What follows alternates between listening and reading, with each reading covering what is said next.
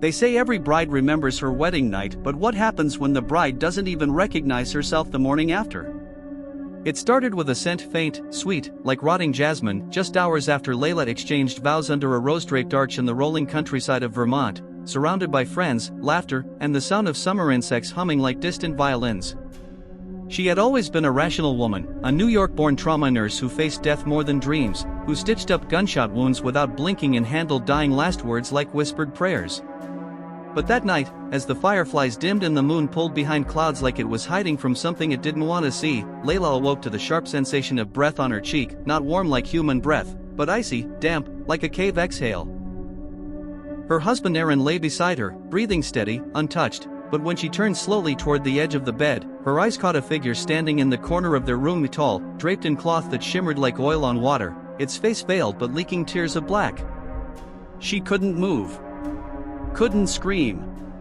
Her body was paralyzed, her soul somewhere between the living and something else, as the figure whispered in a language she did not know, yet somehow understood, "You are mine now, bride of ash." The next morning, Aaron found her standing barefoot in the garden, dress torn, her fingers dripping blood that wasn't hers, murmuring something in a tongue that crackled like fire. The priest who had married them was found dead later that day in his rectory, with his eyes plucked out and a message scorched into the wall, "She bears the mark." From there, Layla's descent was slow and shattering. Their wedding photos? Every image showed Layla's smile slightly off, as if something else were wearing her face.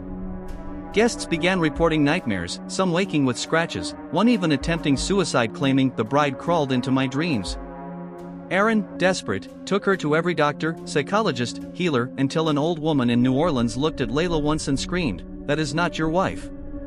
The old woman, a voodoo priestess named Mambo Odette, warned Aaron that Layla was not simply haunted, but claimed something walked in on her wedding night and did not leave, she said. The entity was ancient, bound to possess brides in moments of joy turned vulnerable, feeding off transitions, promises, and broken thresholds.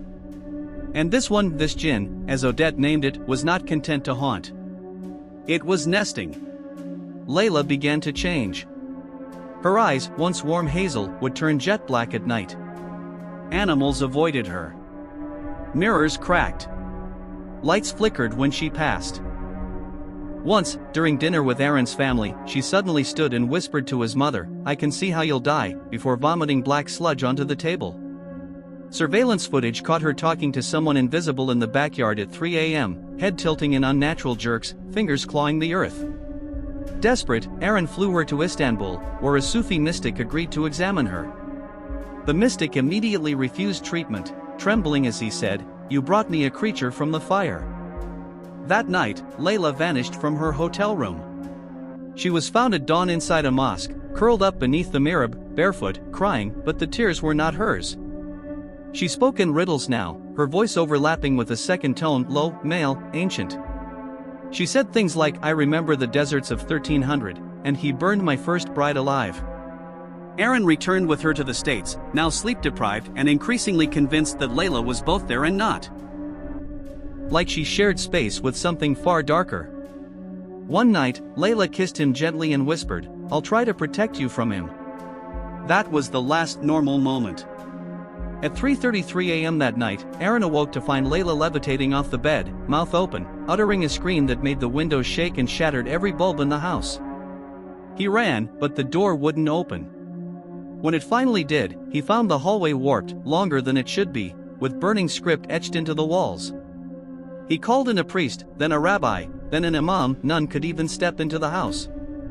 Odette sent him a charm of copper and bone, warning that the jinn was now anchored to the space through marriage, and the only way to sever it was death or divorce.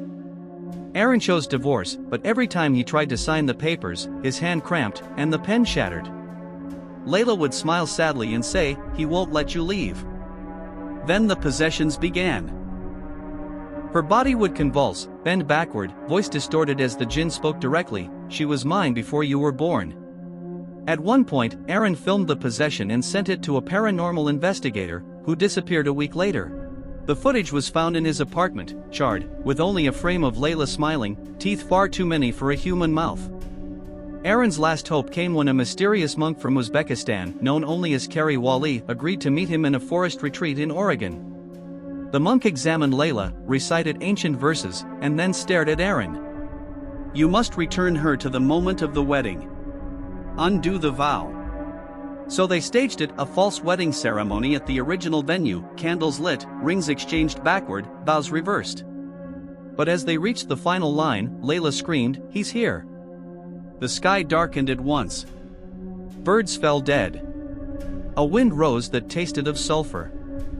And from the woods came a figure, a groom of smoke and flame. Aaron stepped in front of Layla, holding the charm, and screamed, "I divorce you," 3 times as instructed. The charm exploded in light. The figure vanished. Layla collapsed. Silence. It seemed over. For a year, Layla was calm, peaceful, normal. She didn't remember much, only flashes of fire and cold and darkness. They never spoke of it again. They moved to Arizona, started fresh. But on their anniversary night, as Aaron kissed her forehead and turned off the light, a whisper floated through the room, soft, but unmistakable, "One vow remains." And Layla's eyes, slowly, once again, turned black.